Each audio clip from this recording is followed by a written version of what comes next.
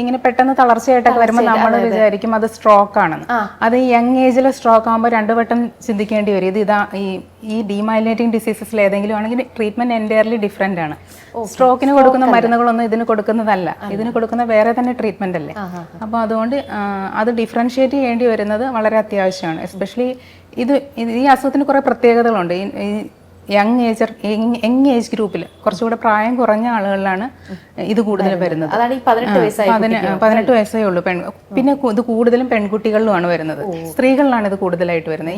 ഒരുവിധം 20 വയസ്സിന് താഴെയുള്ള കുട്ടികൾക്കാണ് വരുന്നത്. അതെ 20 വയസ്സിന് താഴെയല്ല, നമ്മുടെ ഒരു ടീനേജേഴ്സ്, യങ് അഡൾട്ട്സ് അങ്ങനെയൊക്കെ ഉണ്ട്. മോഗ് ആന്റിബോഡി ഡിസീസ് കുറച്ചുകൂടെ പീഡിയാട്രിക് ഏജ് ഗ്രൂപ്പിലും കുഞ്ഞുങ്ങളിൽ വരെ ഉണ്ടാകാറുണ്ട്. അപ്പോൾ അതാണ് ഈ അസുഖത്തിന്റെ ഒരു പ്രത്യേകത. ആ ഇമ്മ്യൂണിറ്റി നല്ലതായിട്ടിരിക്കുന്ന ഒരു പ്രായത്തിലാണ് ഇത് കൂടുതലും വരുന്നത്. എന്നാൽ ഇത് ആവശ്യമില്ലാത്ത ഒരു ഇമ്മ്യൂണിറ്റിയാണ്, ഓട്ടോ ഇമ്മ്യൂൺ ഡിസീസാണ്.